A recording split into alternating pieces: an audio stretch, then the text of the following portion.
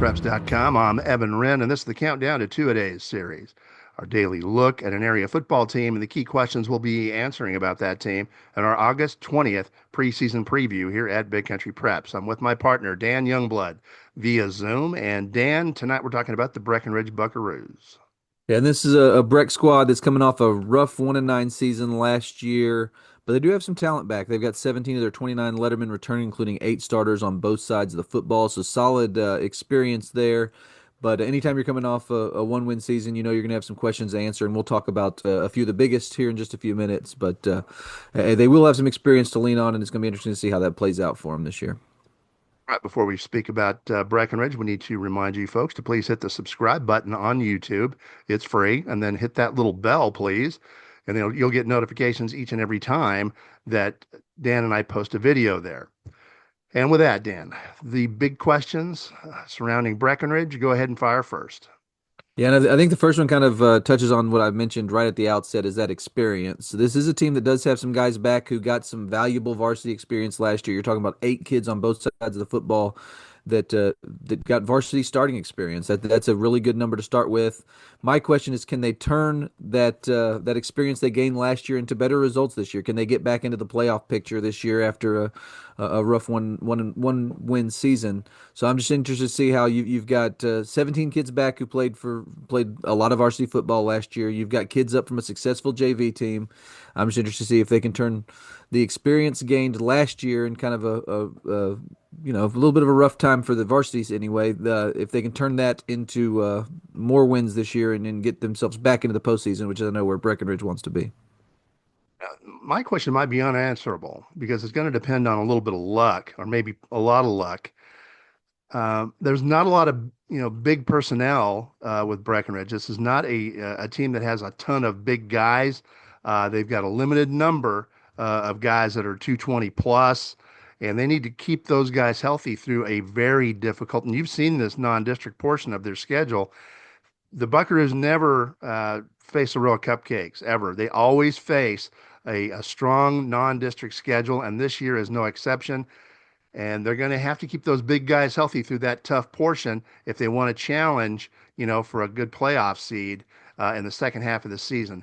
So that's my question. What hand will fate deal them as far as health is concerned? That's luck.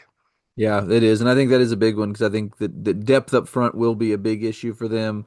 If they can keep those few big bodies they got healthy, they're going to have a much better chance of having success.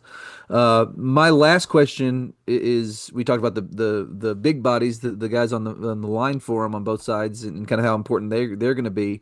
My question is who's going to emerge as the playmakers on the edges? And really that's on both sides of the football. Who's going to emerge as those uh, playmakers for them. They had a couple of really good players that graduated last year. Sawyer Wimberly was one that was a major piece of what they had done the past several years. So I'm interested to see who's going to emerge as those guys who can be guys that they can depend on week in and week out to move the football and get them into the end zone. Because this is a team with a lot of kids back who played and got experience last year, but the production level is not, it doesn't jump off the page at you. So they do have some kids that are going to need to play bigger roles than what they have in the past and find ways to make plays for them. So I'm just interested to see who those players are for them in 2025. All right, we're going to take a quick look at Breckenridge's schedule. But before we do that, we need to thank a few of our sponsors. Beginning with For the Love of the Game Broadcasting and our old friend Terry Slavens, owner of K-Lakes 93.5 FM out of Breckenridge, 97.7 FM KATX out of Eastland, Classic Country AM 1330 out of Graham, 94.7 FM KWKQ out of Graham, KROO 1430 AM out of Breck, and KWBY 98.5 FM out of Ranger. That is For the Love of the Game Broadcasting. Also, Rob Durham, sales consultant at Bear Chevrolet Buick Cadillac up in Breckenridge. If you're in the market for a new vehicle or a used vehicle, call Rob. He's one of the nicest guys you'll ever want to meet. Give him a shout at 254-559-2266. That's Rob Durham up at Bear Chevrolet Buick Cadillac in Breckenridge. And finally, Cavalry Resources and Construction, located up in Breckenridge, serving the entire big country, offering custom standing seam roofing made on location and all commercial roofing applications. Give Kobe Walker a shout at 254-246-5546. That is Cavalry Resources and Construction in Breckenridge. All right, and with that, let's take a quick look at this schedule of Breckenridge's for 2025. The non-district portion, Dan, is dang tough. Let's just be honest. It's dang tough. A home date with Holiday will lead things off on August 29th. A road date at, perennially tough Childress is next on September the 5th. Home dates against a very improved Cisco team will be on the 12th, followed by Eastland at home again on the 19th. And then finally, a visit at Toller on the 26th, and Toller will once again be solid. So Breckenridge is just going to have to get out of that healthy. And if they can, I think that's going to be a big key if they want a high playoff seed in a tough, tough district. Yeah, yeah, tough non-district schedule, and things don't get a whole lot easier once they get into league play, and that begins October 10th at Clyde before they come home to play Jim Ned on the 17th of October. They travel to Comanche on the 24th, and then hit the road again for Sweetwater on the 31st of October before wrapping up their district schedule on November 7th with a home game against San Angelo TLCA. All right, game of the year, Dan. Game of the year. And I speak of games that will, or games of the year, games that will get the Buckaroos in the playoffs if they want to see postseason play. How do you see it? What do you think the Uh, key games are? I think that first district game at Clyde on October 10th is going to be a really big one. I think if they're going to make the playoffs, you got to be able to circle that San Angelo TLCA game as a victory, which makes that Clyde game really big. Because if you can get a win against Clyde, then you're talking about seeding and not necessarily about making the playoffs. But that's not going to be an easy game in either. This is just a really tough district, and they got to go on the road to win that one. But I think that one is a big game that kind of jumps off the page at me.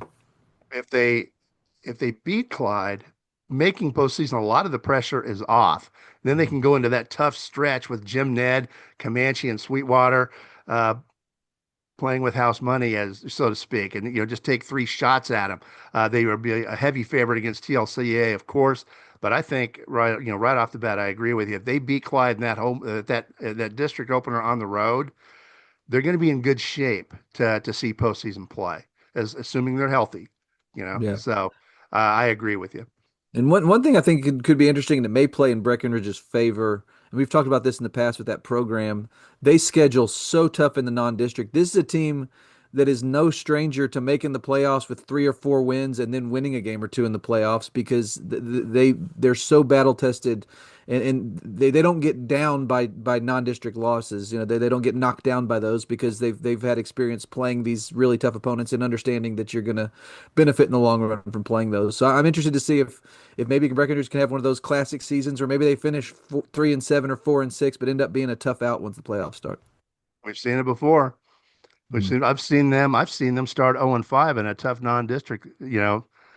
schedule, and then beat a team like Brock in district play because they're so battle hardened by the time that it rolls around, district rolls around. So we shall see, but health will be Yeah.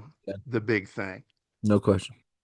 All right, and with that, it's time to wrap up this edition of the Countdown to Two-A-Day series, the Breckenridge Buckaroos. But before we do that, we want to remind you August 20th is the big day here at Big Country Preps. That's the day we release our annual preseason preview with team previews of all the 11-man teams that we cover, 45 of them. We will have more than 40 player features. We will have some columns, some opinion pieces from myself and from Dan, and we'll have predictions for each district. We will have stats, standings, you name it. We're going to have it August 20th. That's the big day. Join us.